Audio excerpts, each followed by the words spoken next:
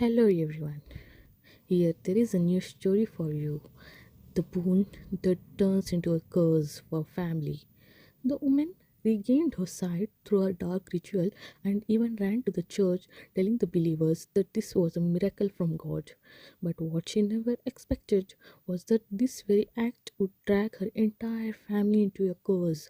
Late that night, John's father accidentally hit an elderly man while driving out. Just as he was about to call the police, a large hand suddenly clamped tightly onto his pants. As a seasoned doctor, John's father decided to take the old man home and give him emergency treatment, but he had no idea that this decision would bring endless nightmares upon his family. Fortunately, the rescue came in time and the old man temporarily out of danger, but the doctor made it clear that the cancer cells has already spread throughout his entire body and no hospital was willing to admit him. John's father then went to the police station to check the surveillance footage only to discover that the old man had deliberately thrown himself towards his car that night. The old man's fingerprint was severely damaged, and the police were unable to confirm his identity from the time being. With no other choice, John's father had no choice but to let the old man stay in the house for now. Not long ago, during an outing, his son John and his wife Sean were involved in a serious car accident. John's leg was badly broken and Sean lost her sight as a result. On the very night the old man was brought home, a crowd suddenly crashed through the glass and landed on the dining table. The family of three did not think much of it and simply treated it as a coincidence. But that night, while fast asleep, John dreamed that the old man was slowly crawling onto his bed. Terrified, John fell off the bed, then followed the trail of the blood on the floor into the storage room. At the same time, John's father also had a nightmare, and in the dream, the old man he had hit turned into his own son. He jolted awake and immediately rushed to the John's room, only to find that his son has vanished. When he reached the storage room, the doctor was tightly locked and inside, blood was pouring non-stop from the John's leg. The moment the mysterious old man grabbed John's thighs with both of his hands, John's eyes rolled back and his entire body began to convulse violently. When the storage room door was finally opened, John's father froze in shock because he saw that his son was actually standing again. The couple could hardly believe what they were seeing, and even the doctor could only sigh and say that this was a miracle beyond medical explanation. John told his father that the reason he could stand again was all thanks to that old man. Half believing and half doubting, John's father went to the old man and pressed him to explain how he had done it, but the old man remained silent the entire time. While weeping the old man's body, John's father suddenly noticed that at some point a scar has appeared on the old man's neck. This sudden miracle left John's father deeply uneasy because he had always believed that nothing in this world ever comes from free. But his wife did not think so because in her eyes has not that car accident also arrived without any warning. After hearing his wife's word, John's father stopped thinking too much about it because his son has already returned to normal and he temporarily pushed the matter aside. After returning to the school, John's classmate was stunned to see that his legs had completely recovered.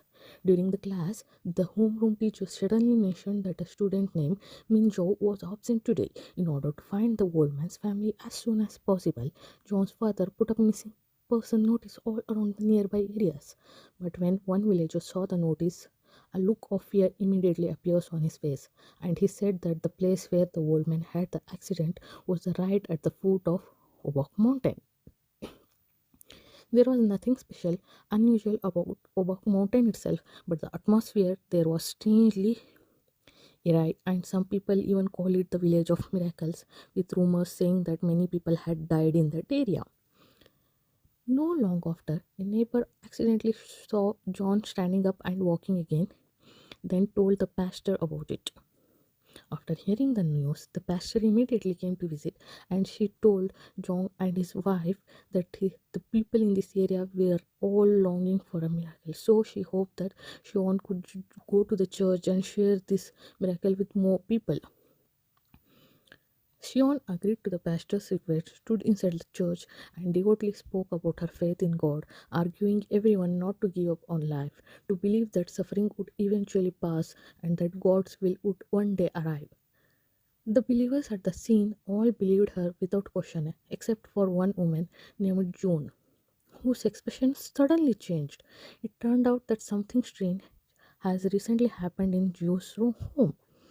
At the pastor's request, John's father, being a doctor, followed June back to her house, but the moment he saw June's son, Min, a powerful sense of dread instantly rose in his chest because Min's condition was exactly the same as John had been before.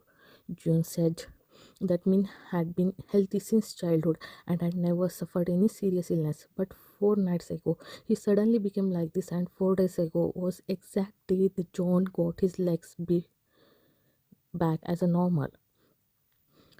John's father forced him to stay calm and tried to examine Min, but to his shock, he discovered a scar on Min's thighs too, one that looked exactly the same as the one he had found on the old man's neck. When did this happen? I think so too, and around then, when I woke up from the nightmare, I couldn't move. It was as if has been poisoned, Min said. Something was lacking. I think that's when it happened, when the John got his legs back. He immediately rushed home and checked his son's thighs at once, only to find that John also had an identical scar on his body. John's father could not longer stay calm, and he rushed to the old man, demanding to know what he had done to the John. But the old man still said nothing and only stared at him with a chilling gaze. John's father began searching online for information about this kind of scars, and what he found made his blood run cold. He discovered multiple fire related death cases, and every single victim had the same scar on their body. The next day, a man with the same scar on the back of his hand took down the missing person notice. This man's daughter had once been just like John, unable to feel her legs, but later, with the old man's help, the girl was able to stand again. But after they left the village, her legs lost all the feelings again, and to this day, she still can't walk. And this time, he returned to the village for only one reason, to take the old man away. That day, the pastor came to Shion on her own and asked her to visit Shunyo and pass God's teaching on her. Shunyo's life has been unbearably tragic, and 3 years early, her husband died. But before that, he had abused her for years. And even after his death, the people around her still suspect that Shunyo had killed him herself. Now that something had happened to Min, the gossip and the judgment from the neighbor once again fell on this mother and son. All this year, Shion had been the only person who always took the initiative to care for and comfort Shion, to show her gratitude. Shion especially gave Shion a string of beads, and right at that moment, Shion made a request that seemed harmless. She wanted to touch Shion's eyes. At the same time, Jong's father was watching Jong play basketball by the court when the monitoring app on his phone suddenly sent an alert. There was a moment inside the storage room. By the time he rushed home in panic, that man was already preparing to leave with the old man. He asked, "Where are you going? What are you doing here? Get out." In order to keep the old man there, the two of them got into fight on the spot, but John's father quickly fell behind. Even since learning that the old man possessed a special power, John's father had no intention of letting him live again, and had even toned down every missing person notice in advance, just as old man was about to be taken away. Jong suddenly attacked from behind and knocked the intruder unconsciously. His thinking was exactly the same as his father. They could never let this old man, the one who could bring miracles, leave their home before long. The police received a report and began searching everywhere for the missing man who has been knocked unconsciously.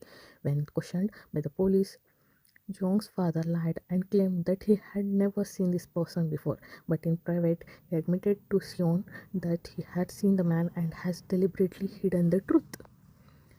Sean wanted to call the police and explain everything clearly, but Jong's father firmly stopped her. He reminded his wife that they absolutely could not let anyone know that the old man was hiding in their house. If people talk nonsense, it will only be uncomfortable. That night, he had a strange dream, and in the dream, the old man suddenly lunged at him. When he woke up the morning, he was horrified to find that both of his hands had turned into a old man's. Fortunately, it was only a hallucination, but what he did not know was that the scene from his dream was slowly becoming reality.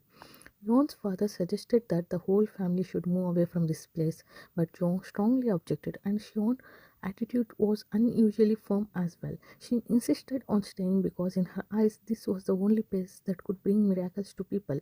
At that moment, John's father suddenly understood something and asked his wife whether she has already learned the truth, and whether, like John, she was also hoping for the miracle to happen to her own body, that is, getting back her blind sight.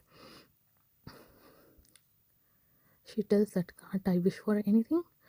On same day, John's son, on such and such a day, that's how it happened.